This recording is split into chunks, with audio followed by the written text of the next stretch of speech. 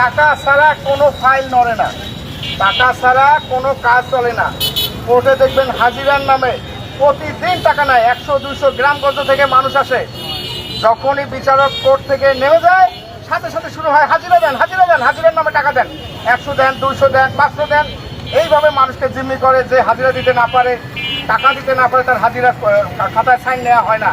সদর হাসপাতালের আজকের অবস্থা দেখেন, যে পরিমাণ খাবারের বাজেট, মাংসের বাজেট, সব বাজেটের মধ্যে 2 নাম্বারই করা হয়। যে পরিমাণ খাদ্য দেওয়া হবে সেটা দেওয়া হয় না।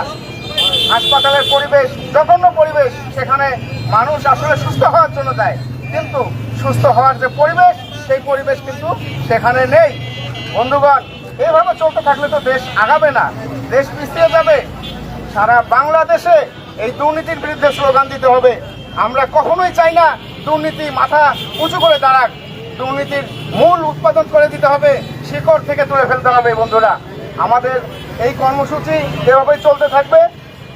বন্ধুগণ, আপনারা সবাই খেয়াল করবেন, দুর্নীতির বিরুদ্ধে 0 টলারেন্স চলবে। সরকারের ঘোষণাও আছে, এটা এভাবেই চলতে থাকবে। আর দুর্নীতি যেখানে দেখবেন আপনারা ভিডিওর মাধ্যমে প্রকাশ করে দেবেন। ধন্যবাদ সবাইকে। প্রিয় লালমনিরহাটবাসী, আমরা দুর্নীতিমুক্ত লালমনিরহাট চাই, দুর্নীতিমুক্ত বাংলাদেশ চাই। লালমনিরহাটকে দুর্নীতি মুক্ত করতে হলে এই যে অটো স্ট্যান্ডে দাঁড়ানো 10 টাকা থেকে শুরু করে 10,000 কোটি টাকা পর্যন্ত দুর্নীতির যে অভিযোগ, তিল তিল করে এই দুর্নীতিগুলো সঞ্চিত হতে হতে বড় আকার ধারণ করে। আমার আগেই এক ভাই বলে গেলেন লালমনিরহাট সদর হাসপাতালের কথা। কোনো একটি দুর্ঘটনাক্রমে আমি 3 দিন লালমনিরহাট সরকারি হাসপাতালে শয্যাশায়ী ছিলাম। আমাকে দেখতে গিয়েছিল লালমনিরহাটের বেশ কিছু আমার এলাকার শুভানুধ্যায়ী এবং বন্ধুবাদ। তারা যখন লালমনিরহাট সদর হাসপাতালে আমাকে দেখতে গিয়েছিল, সেখানে সুযোগ বুঝে যে সুইপারটা কেবিনের টয়লেট পরিষ্কার করে দেয়, সেও বকশিসের নামে বারবার এসে বহুভাবে টাকা চেয়েছিল। বিরক্ত হয়ে যখন তার উপর সে রাগ দেখিয়েছিল, কিছুক্ষণ পরেই একজন রোগীর লোক এসে কাঁদতে কাঁদতে অভিযোগ করেছিল, বাবা, আমার রোগীর বেডে সকাল থেকে একটা স্যালাইন পড়ে আছে, যে স্যালাইনটা 20 টাকার জন্য পুশ করে দিচ্ছে না। আমার কাছে 15 টাকা আছে, আমি 15 টাকা দিতে চেয়েছিলাম, কিন্তু 15 টাকা উনি নেননি, 5 টাকা চাচ্ছেন। তারপরে যখন আমরা সেই নার্সকে গিয়ে জিজ্ঞাসা করলাম, তখন তিনি বললেন যে তিনি ডিউটি শেষ করে চলে গেছেন। আরেকজন নার্স তখন তাড়াহুড়া করে সেই স্যালাইনটি পুশ করে দিয়েছেন। এই ঘটনার পরপরেই আর একজন মহিলা এসে কাঁদতে কাঁদতে বলতেছেন, বাবা, আজকে আমার রুগীটাকে দুপুরের খাবারটা দেয়নি। এই চাঁদাবাজ থেকে শুরু করে দুর্নীতিটা রন্ধ্রে রন্ধ্রে 15 টাকা, 20 টাকা, 10 টাকা থেকে শুরু হয়ে দুর্নীতি আজকে কোথায় চলে গেছে।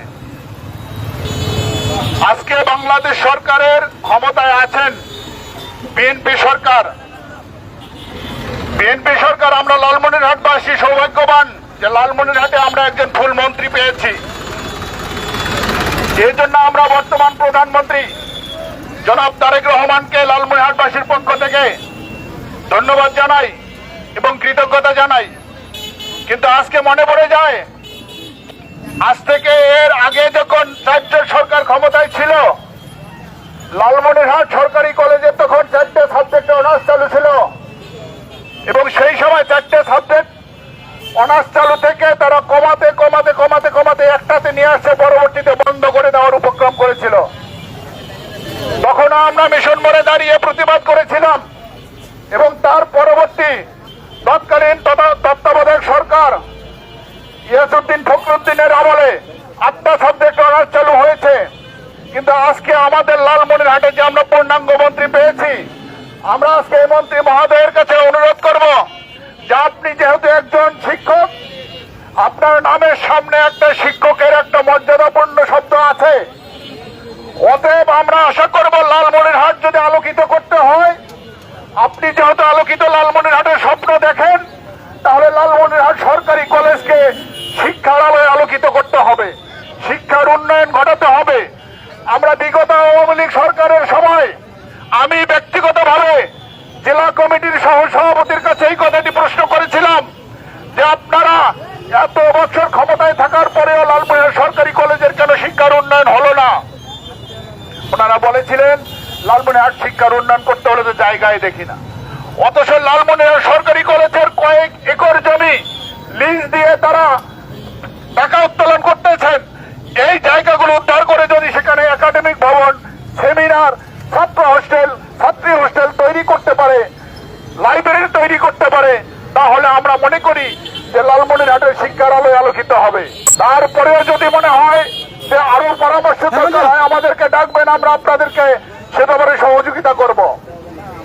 সুতরাং কোন দুর্নীতির কারণে শিক্ষার আলো থেকে লালমনিরহাটের মানুষ বঞ্চিত হোক, এটা যেমন আমাদের প্রত্যাশা নয়, তেমনি আমরা সরকারের কাছে সেই একই দাবি জানাচ্ছি যে এটার প্রতি সুদৃষ্টি দিতে হবে।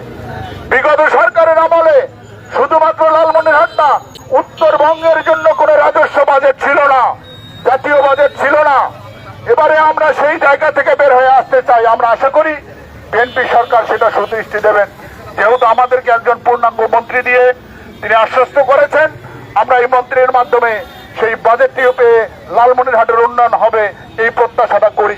গণপ্রজাতন্ত্রের কর্মকর্তা কর্মচারীদের কাছে জনগণ নির্যাতিত, নিপীড়িত ও জিম্মি।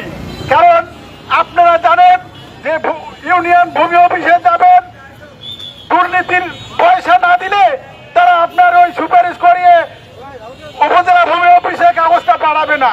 উপজেলা ভূমি অফিসে যাবেন, ওখানেও শুধু দুর্নীতি আর দুর্নীতি, বাবুদের দুর্নীতি। এই সিভিল সার্জন অফিসে যাবেন, একজন ধর্ষণের ব্যক্তিরও এই ধর্ষণের আলামত তারা দুর্নীতি করে পয়সার বিনিময়ে এইটাকে উল্টে পাশে দিয়ে দেয়।